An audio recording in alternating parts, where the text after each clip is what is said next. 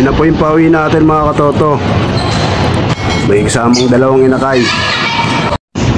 Magandang umaga po sa lahat ng mga nag-aantabay po ngayon sa karera. Mainit na minit po ang labanan ngayon dahil ngayon ay fifth lap na po ng ating first pan race.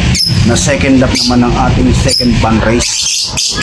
Kaya naman mga katoto, ang ating ibon po ay nirelease ng alas 8:50 sa lugar po ng Karanglan, Nueva Ecija. Aba, pag nag-plaka po ngayon, karangalan mo rin yan.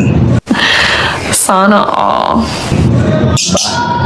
Kaya lang mga katoto, kung magtatanong po kayo kung bakit po tayo tinanghali ng release ngayon, kasi hindi po sinasadya ng ating club, ng ating mga driver. Bago naman po sila umalis, chinecheck up naman po nila yan. Pero hindi naman po nangangahulugan na libre na tayo sa aberya. Ang aberya po mga katoto ay nandyan lang po yan sa likod natin. Hindi po natin alam kung kailan yan darating. Hindi po sinasadya ng ating club, kaya po tayo tinanghali.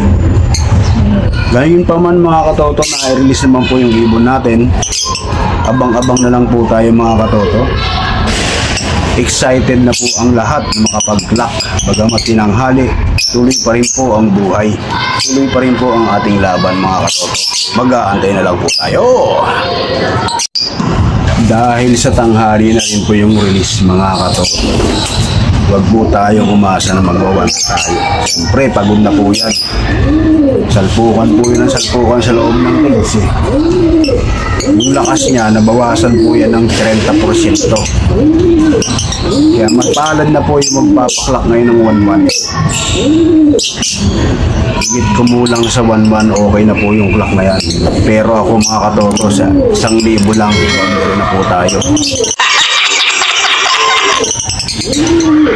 Ito na po yung punto, ito na po yung oras ng pauwian ngayon mga katoto. May nakikita na po tayo ng pailan-ilan, dalawa-dalawa. Meron na pong pa isa-isa. Mga ilang minuto na lang po mga katoto, tansya ko, darating na po sila. Kaya po tayo ay maghanda, no? Kahit basit lang.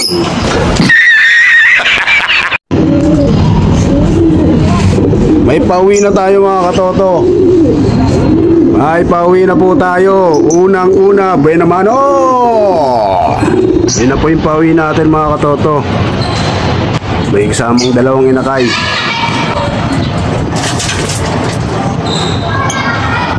Kaklak na lang natin yan mga katoto. First bird. Sayang mga katoto, hindi kasali o. Pauwi ni Paris Stanley o.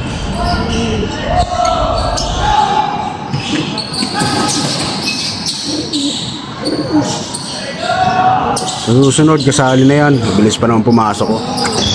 Napakaganda po nung race ngayon mga katoto. Mukhang yung nasa unahan wala sa pesto. Buong akala ko yung entry po natin pang 19 sa overall. Kala ko yun po yung na-clock natin. Yung pala iba. Pang number 46 sa overallan, pan race 1. Nangangamba tuloy ako na baka mabutasan pa yung number 19 natin sa overallan dahil wala pa siya mga katoto.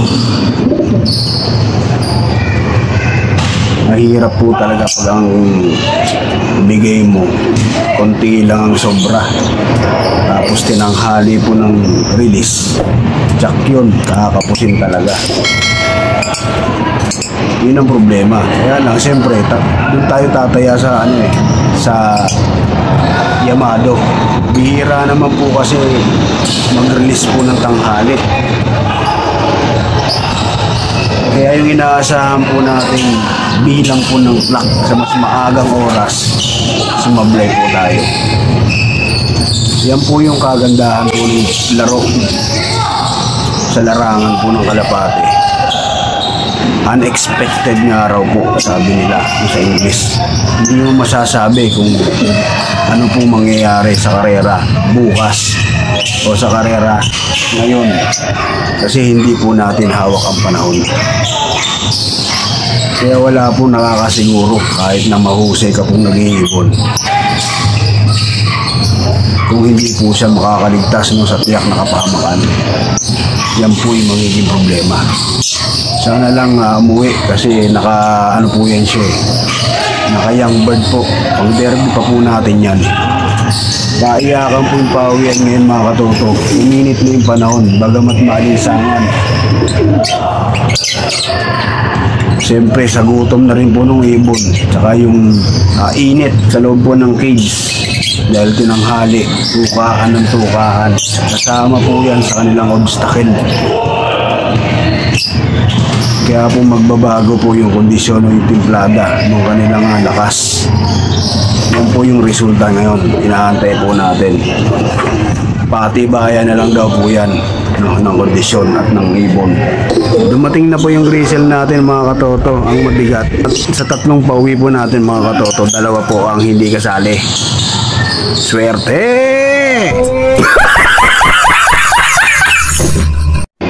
Napakaswerte naman natin mga katoto.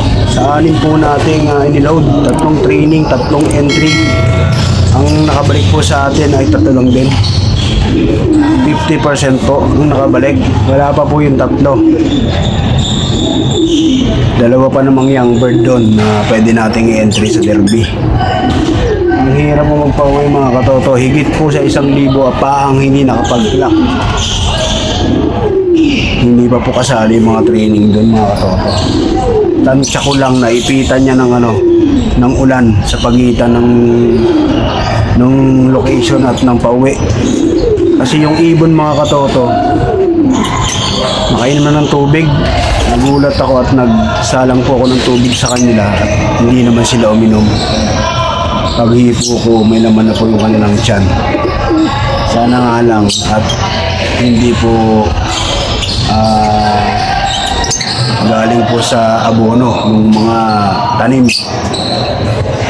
Kung hindi, magkakaproblema po tayo mga katoto. Sadya po talagang ganon ang laro. Ganyan po talaga kapag tinatanghali po ng release. Huwag po nating asahan na magiging maganda po resulta. Yan po yung tinatawag na paswertihan lang po mga katoto. Pahusayan po ng shortcut ng ibon. Kung bagas sa tira tinal ka na, na-shoot mo pa. Alahuy na tira ang natawag dyan. Pwede na! Ngayon pa man mga katoto, ako muna po ay pansamantalang magpapaalam sa inyo. Hanggang sa muli po natin yung pagkikita. Sana po ay wala po kayong sawang sumuporta at sumubaybay. Kung meron po kayong konting katanungan, maaari po natin pag-usapan sa susunod nating pagkikita. Mabuhay po kayo mga katoto. Peace.